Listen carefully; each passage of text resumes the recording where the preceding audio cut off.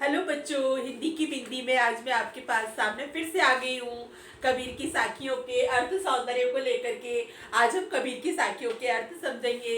मैं आपको अर्थ बता रही हूँ साखियों के, आप अर्थ नोट कर लीजिए, ध्यान में रखिए तो काफ़ी अच्छा रहेगा। आप मीनिंग्स अच्छे से समझ सकते हैं, उन मीनिंग्स को भी एमसीक्यूज के थ्रू पूछा जा सकता है। तो पहली साखी देखिए बेटा, पहली साखी आपकी है, ऐसी बानी बोलिए मन का आपा खोई, अपना तन शीतल करे और इनको सुख होई। प्रस्तुत साखी के माध्यम से कबीर दास जी ने वाणी के महत्व पर प्रकाश डाला है।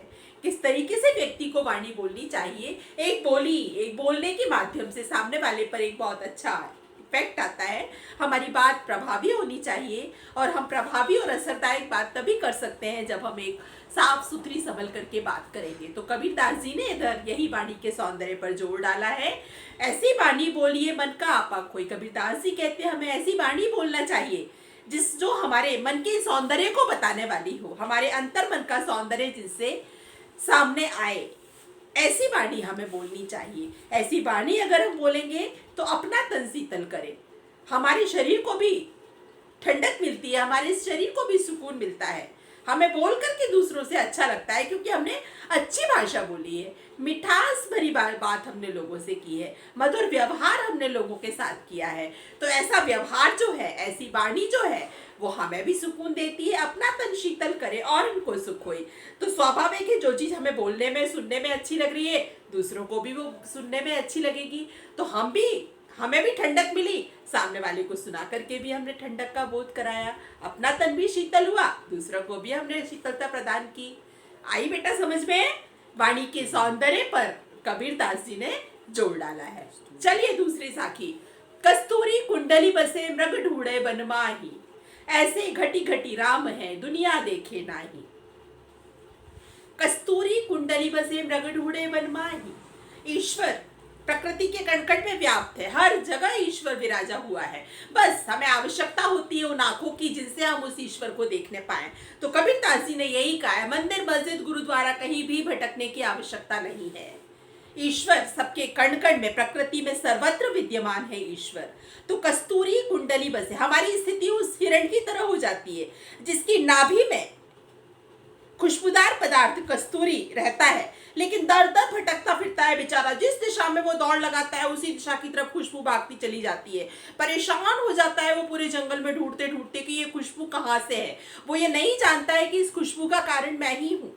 ऐसे ही हम हैं, हम नहीं जानते कि हमारे अंदर भी एक ईश्वर है और हम ईश्वर को इधर उधर भागते रहते हैं, दौड़ते रहते हैं इस ईश्वर को पाने के लिए। कहीं भी आवश्यकता नहीं उस ईश्वर को पाने के लिए दौड़ने की। बस अपने मन में उस ईश्वर के लिए मानो, अपने कर्मों में स्वच्छता लेकर के आओ। हमारे कर्म अच्छे होंगे तो निश्चित रूप से हमें उस ईश्वर से हमारा साक्षात्कार होने पाएगा, उस ईश्वर से हमारा एकाकार होने पाएगा।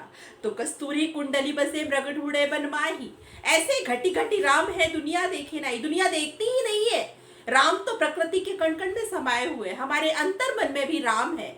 हम उन राम को इधर उधर क्यों ढूंढने की कोशिश करते हैं? कबीर दास जी ने कहा है, कहीं मत ढूंढो राम को। राम को पाना और राम का मिलना इतना आसान है कि बस थोड़ी सी सच्ची श्रद्धा और भक्ति तो करके देखो, ईश्वर आपके लिए मिल ही जाएंगे।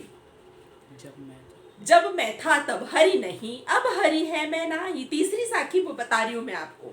जब मैं था तब हरि नहीं, अब हरि है मैं नाही। सब अंधियारा मिटी गया जब दीपक देखा माही। मैं शब्द इधर काफी महत्वपूर्ण है। मैं मतलब हमारा अहंकार, हमारा घमंड जो हमारे सर चढ़ के बोलता है, उसी घमंड को छोड़ने की बात कबीर दास जी ने कही है कि जब तक हमारे अंदर घमंड रहेगा तब तक हम ईश्वर को नहीं पाने पाएंगे। जब मैं था तब हरि नहीं, मेरे अंदर जब तक घमंड था तब तक ईश्वर कोसों दूर थे हमसे। कितनी भी हम भक्ति कर लें लेकिन ईश्वर को हम नहीं पा सकते। और जब मैं था तब हरि नहीं, अब हरि है मैं नाही। अब हमारे पास ईश्वर है, हमने उन ईश्वर को पा लिया है क्योंकि हमने अहंकार को छोड़ दिया है। एक ही म्यान में दो तलवारें बिल्कुल नहीं समा सकती है बच्चों। अगर हमें पाना है ईश्वर को तो घमंड को छोड़ना ही पड़ेगा। और अगर हम घमंडी रहेंगे तो ईश्वर कितना घमंड हमें दिखा देगा इसका हमें कोई भरोसा नहीं है। वो हमसे लाखों कोसों दूर पहुंच जाएगा। इसलिए कबीरदास जी ने इधर घमंड नहीं करने की सलाह दी है। और ये घमंड हम कब नहीं करेंगे? सब अंधियारा मिटी गया जब ज्ञान का प्रकाश हमारे अंदर प्रज्वलित होता है, प्रकाश रोशनी का प्रतीक होता है जो अंधकार दूर भगाता है। शाम होते ही अंधकार वातावरण में छा जाता है, हम अंदर स्विच ऑन करते हैं, फटाफट हमारे लिए प्रकाश का आभास होने लगता है। क्यों? क्योंकि बाहर अंधकार है, उस अंधकार को भगाने की हमने कोशिश की है।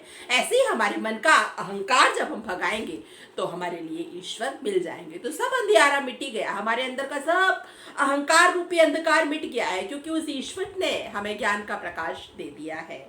इसलिए अहंकार हमें कभी नहीं करना है। अगली चौथी साखी, सुखिया सब संसार है, खाए अरु सोवे, दुखिया दास कबीर है, जागे अरु रोवे। बड़ी अच्छी बात कबीरदास जी ने इधर कही है।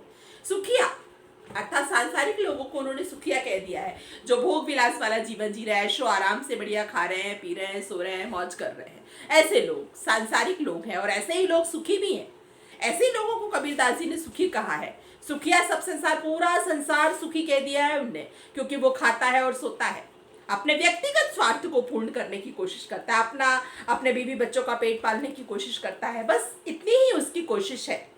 इसलिए वो व्यक्ति सांसारिक है और सुखी है। दुखिया दास कबीर है। कबीरदास जी ने स्वयं को दुखी कहा है। कबीरदास जी ने स्वयं को दुखी इसीलिए ही कहा है क्योंकि वो औरों के हित चिंतन के लिए सोचते हैं। दुखिया दास कबीर है, जाके अरु रोवे। जो व्यक्ति दुखी होता है वो जागता है और रोता है। अब रोने से तात्पर्य ये नहीं है कि आंखों से आंसू बहे, रोने से तात्पर्य दूसरों का कुछ अच्छा करने की कोशिश करना, ये हमारा रोना है। कबीर चूंकि एक बहुत बड़े संत थे, मैंने आपको बताया ही था फ्लो चार्ट के माध्यम से।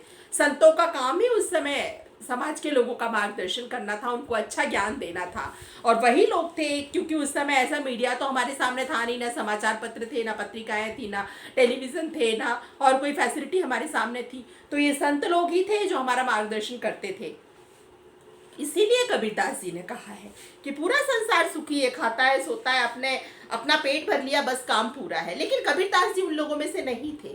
कबीरदास जी दूसरों के, समाज के हित के लिए कुछ कार्य करना चाहते थे और समाज में दूसरे लोगों का वो कैसे उद्धार करने पाए, इस विषय में वो सोचते रहते थे। इसलिए वो दुखी थे और रोते रहते थे, अर्थात ईश्वर से वो प्रार्थना करते थे कि हे भगवान, ऐसे समाज का उद्धार करो, समाज के लोगों को सद्बुद्धि दो, समाज के लोगों के लिए ज्ञान दो। इस आधार पर कबीरदास जी ने कहा है। ठीक है, ठीक है बेटा, सबको समझ में आई? इसके बाद हम आज 4 साखियां आशा करती हूँ सबको समझ में आई होंगी। आपके जो भी कमेंट्स हैं उनको कमेंट्स बॉक्स में डालिए और आपकी ये हिंदी की बिंदी देखते रहिए। मिलते हैं अपन ऐसी अगली साखियों के अर्थ के साथ अगले एपिसोड में। Take care, bye bye.